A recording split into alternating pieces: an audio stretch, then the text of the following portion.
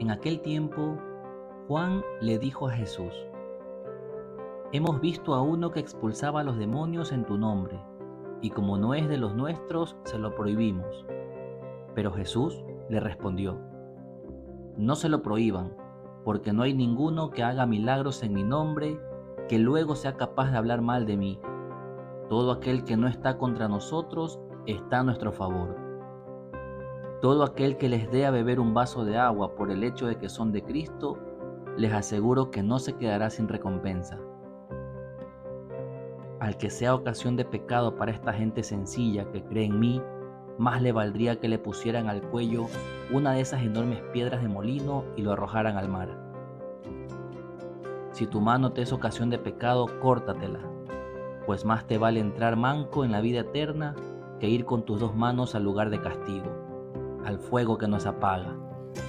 Y si tu pie te es ocasión de pecado, córtatelo, pues más te vale entrar cojo en la vida eterna que con tus dos pies ser arrojado al lugar de castigo. Y si tu ojo te es ocasión de pecado, sácatelo, pues más te vale entrar tuerto en el reino de Dios que ser arrojado con tus dos ojos al lugar de castigo, donde el gusano no muere y el fuego no se apaga. En este pasaje del Evangelio, Juan le comenta a Jesús que habían visto a alguien expulsando demonios en su nombre y que se lo prohibieron porque no era parte de su grupo. Jesús les responde que no deben prohibirle, ya que quien no está en contra de ellos está a su favor. Luego, Jesús enseña sobre la importancia de no ser motivo de pecado para los demás y utiliza metáforas fuertes para advertir sobre las consecuencias del pecado y la necesidad de evitarlo, incluso si esto requiere medidas drásticas. En la época de Jesús, los exorcismos y las curaciones eran vistos como señales del poder divino. Sin embargo, también había un sentido de pertenencia dentro de los grupos que seguían a los diferentes líderes espirituales. Los discípulos de Jesús se sentían exclusivos en su misión y por eso trataron de prohibir a otros que no formaban parte de su círculo, lo que reflejaba un sentido de competencia o exclusividad en el uso del nombre de Jesús. En la cultura judía, el concepto de justicia divina y las imágenes del juicio final eran poderosas. Jesús utiliza el lenguaje fuerte de cortar la mano, el pie o el ojo para transmitir la urgencia y seriedad de evitar el pecado. El fuego eterno, el gusano que no muere y la piedra de molino al cuello eran imágenes impactantes que resonaban en la mente de los oyentes para ilustrar la gravedad de caer en el pecado y el daño que éste puede causar a otros. Jesús nos enseña que no debemos ser excluyentes ni celosos en la fe, sino que debemos reconocer y valorar el bien que otros hacen en su nombre. Además, nos llama a vivir una vida recta, evitando el pecado a toda costa y a ser conscientes de las consecuencias de nuestras acciones, no solo para nosotros, sino también para los que nos rodean.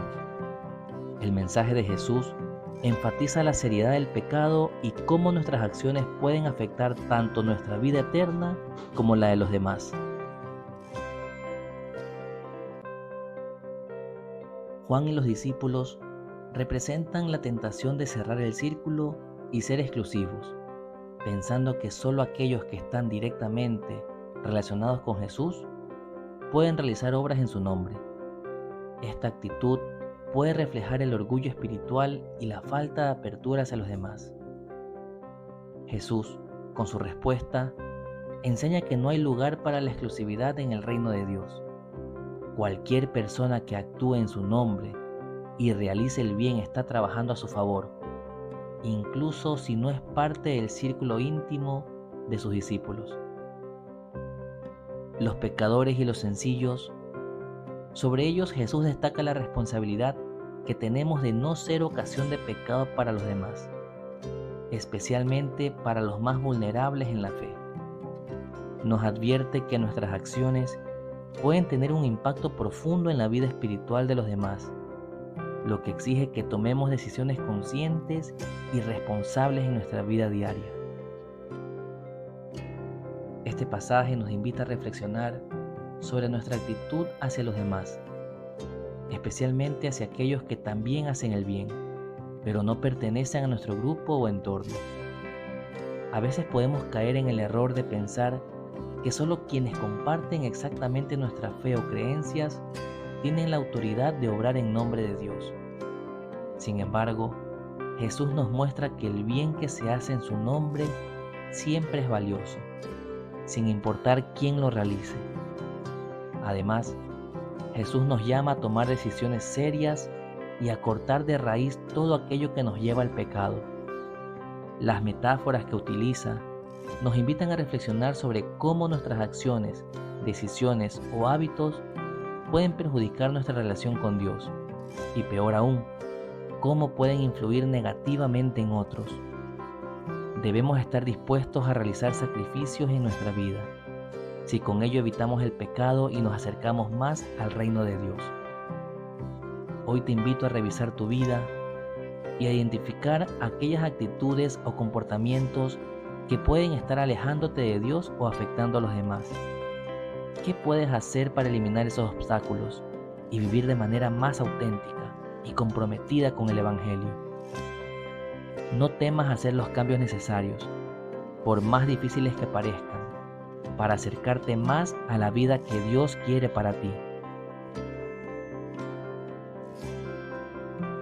Señor Jesús, dame un corazón abierto para reconocer y celebrar el bien que otros hacen en tu nombre, sin caer en la tentación de ser exclusivo o celoso de tu obra.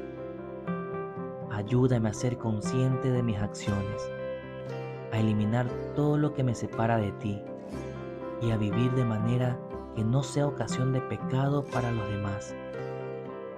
Dame la fortaleza para cortar de mi vida aquello que me aleja de ti y para caminar siempre en tu luz. Amén. Si te gusta nuestro contenido, dale like, déjanos un comentario y suscríbete. Dale clic a la campanita para que te lleguen notificaciones todos los días y ayúdanos a compartir este mensaje.